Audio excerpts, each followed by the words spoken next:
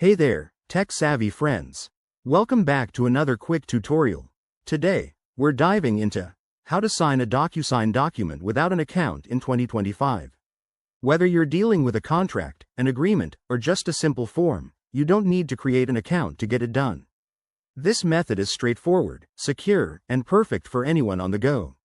Let's jump right in. First off, the process starts when you receive an email invitation from the sender. That's right. DocuSign sends a link directly to your inbox, so open that email and click on the secure link provided. It might look a bit intimidating at first, but don't worry, it's user-friendly.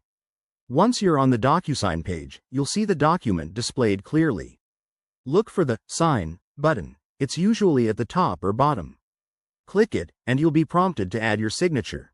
In 2025, DocuSign has made this even easier with options like drawing your signature using your mouse or touchscreen, typing your name for a digital version, or even uploading an image of your handwritten signature from your device.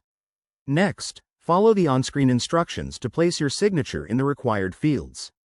Make sure to check for any other fields, like dates or initials, and fill them out as needed.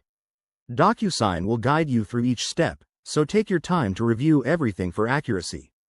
After you've signed, hit the Finish or Submit button. You'll get a confirmation email, and the document will be sent back to the original sender automatically. That's it, you're done. A few quick tips. Always verify the email sender to avoid scams, use a secure connection like Wi-Fi, and if you run into any issues, DocuSign's Help Center has updated resources for 2025. This method saves you time and hassle, making it ideal for busy professionals or anyone avoiding extra accounts. Thanks for watching. If you found this helpful, give it a thumbs up, subscribe for more tech tips, and let me know in the comments if you have any questions. Stay efficient, and see you in the next video.